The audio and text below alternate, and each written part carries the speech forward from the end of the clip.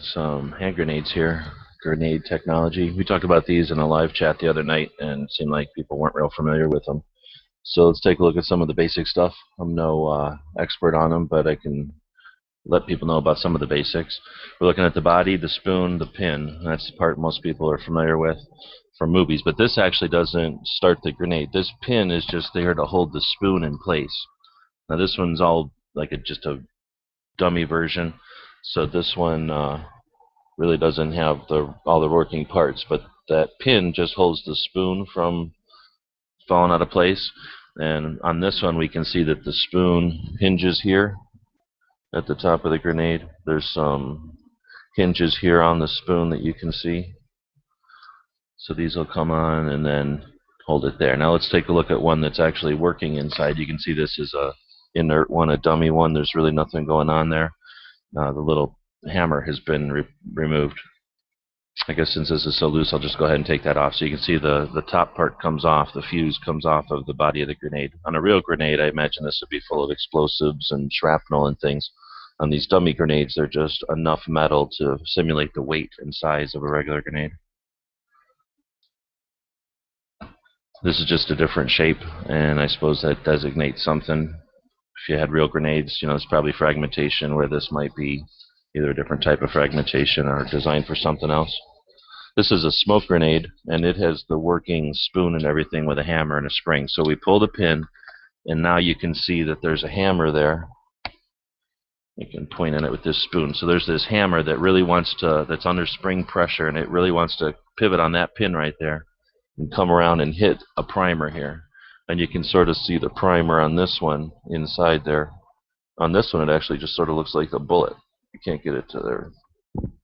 So this hammer has a little firing pin on it, and it's going to pivot around that pin and smack the top of that thing as soon as I let go of the spoon. So instead of doing that, I'll do like what you see in movies and things. You pull out the pin, and now this spoon is under spring tension, so I'll try to catch it here.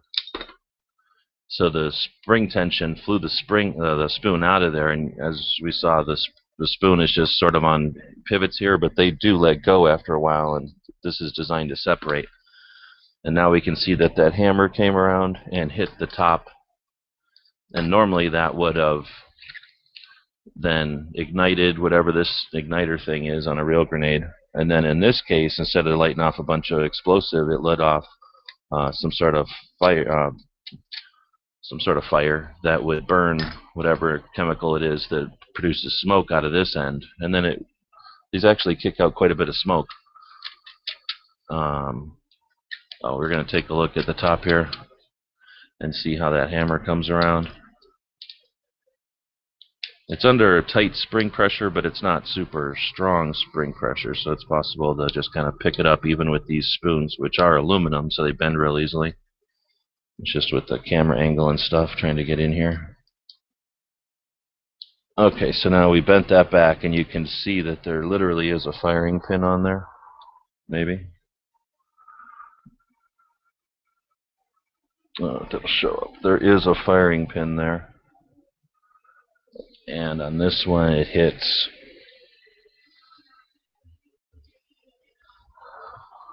that. So I can hold it back here with my finger, put the spoon back into its thing there, and then just come along and push it back into place, put its pin back in, and that's how you'd reset it if it was a training grenade or something. And it's kind of tricky. Once they get bent a little bit, you have to straighten them out to get them through that other hole. Once they're through the other hole, you just bend them down. If I had calluses, I could just do it. You just bend them down. Just bend them down on that side. Alright, so that's not a lot to it, but that's basic grenade technology. Obviously, pull the pin, hold the spoon, and then throw it as far away as you possibly can.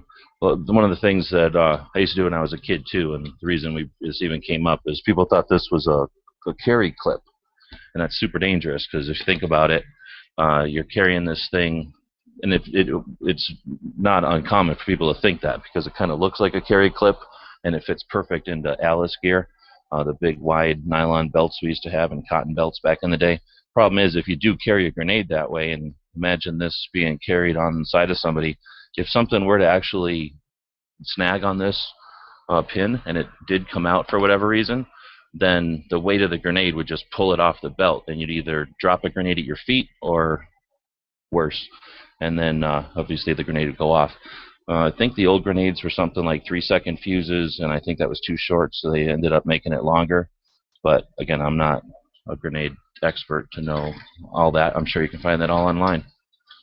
So there's, again, some basic grenade tech. If you thought this sticker was cool, contact Hoss, TheHossUSMC. He's got them. I think he still has some for sale. All right, thanks for watching.